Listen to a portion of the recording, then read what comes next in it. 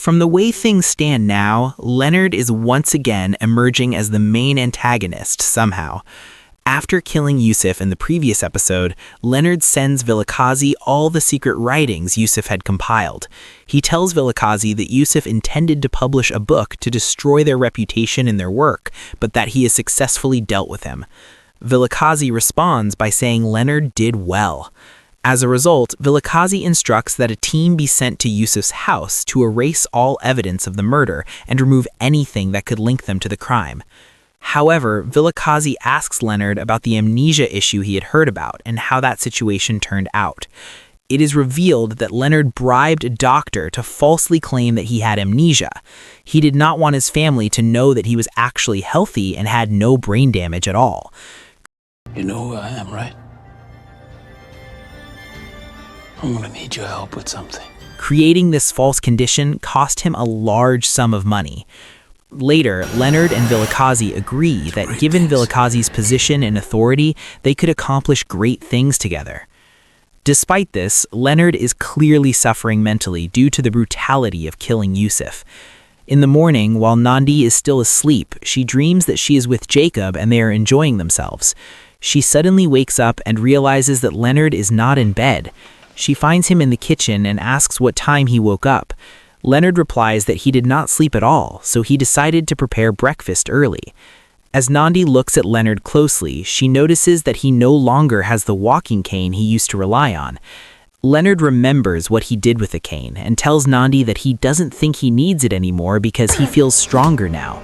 While they are seated in the dining room, Leonard is haunted by flashbacks of the murder he committed. Voices echo in his head to the point where he struggles to concentrate at the table. At Jacob's house, Jacob is drawing Precious while they both share stories about what they have been through recently. Later, Jacob gives Precious the portrait he drew of her, and she loves it.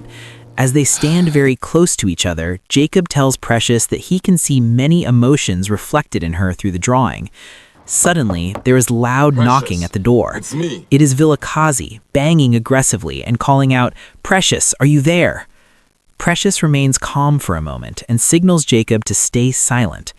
After knocking for a while without getting a response, Vilakazi decides to call Precious. Strangely, the phone rings inside the house. Vilakazi follows the sound of the ringing phone. Precious quickly rushes to where the phone is. Before she can answer it, Vilakazi opens the door and enters, clearly furious. Vilakazi angrily asks Precious why she has not been answering his calls. Nervously, Precious defends herself, saying she was just about to answer. Without responding directly, Vilakazi becomes suspicious that something might be going on inside the house. He looks around and asks Precious what is happening upstairs on the balcony. Vilakazi goes upstairs and finds a drawing placed on a chair. Enraged, he asks, "Who is this and what is going on here?" Meanwhile, Jacob is hiding nearby, listening. Precious lies and says a female neighbor asked her to draw her. When Vilakazi asks where this neighbor is, Precious claims she is in the bathroom. In reality, Jacob is the one inside the bathroom. After hearing this, Jacob turns on the water to distract Vilakazi. Vilakazi does not believe that there is actually a woman in the bathroom and attempts to open the door, but Precious desperately pleads with him not to, saying it would cause a major scandal. After thinking it through, Vilakazi decides to let it go for now. Then, Vilakazi reveals that he came to see Precious to ask for her help in cleaning up the aftermath of Leonard killing Yusuf. He orders her to find several young men to make sure everything is cleaned thoroughly, including email accounts. He hands her the files that Yusuf had prepared for publication. All this time, Jacob is outside, secretly listening to everything. Precious claps her. It's mistress. Meanwhile, Vuyu is at his club trying to call Yusuf, but the phone is unreachable and he is told to leave a voicemail. Later, he decides to go to Yusuf's house. When he arrives, he notices blood on the door handle, which immediately worries him. He calls out to Yusuf, but when there is no response, he pushes the door open and goes inside. He finds Yusuf murdered. He starts searching for the manuscript, but as he continues looking, Precious and her group suddenly arrive. Vuyu quickly hides. Precious receives a call from Vilakazi, who asks whether the manuscript has been destroyed. From the conversation, Vuyu realizes that the manuscript is missing. Taking advantage of the moment, Vuyu escapes without being seen. It's nothing. After getting away safely, he calls Jacob to inform him about Yusuf's death. He also tells him that the manuscript was taken by Velicazi and that Precious was sent to clean up the scene. This deeply shocks Jacob. Elsewhere, Laura tries to convince Zinlei to stay at her house. Laura decides to come clean to her parents and tells them that Laura and Zinlei are in a relationship.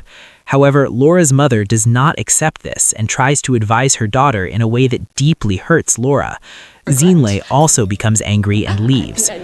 Jacob disguises himself as a preacher to get close to Vilakazi's wife. He secretly puts sleeping medication into her tea so that he can search the house. His plan works, and Vilakazi's wife falls asleep after drinking the tea. Jacob manages to access Vilakazi's safe, but does not find what he was looking for before Vilakazi's wife wakes up. However, Jacob manages to escape with a certain file. Then he comes up with another plan and informs Vuyu that he did not get the manuscript but has an alternative strategy. From the final scene of the episode, it appears that this plan involves having sex with Precious in front of a window, knowing that Velicazi is watching them angrily from across the street. As Velicazi records them, Jacob and Velicazi lock eyes directly. Velicazi is furious. See you in episode 8. Thank you for watching.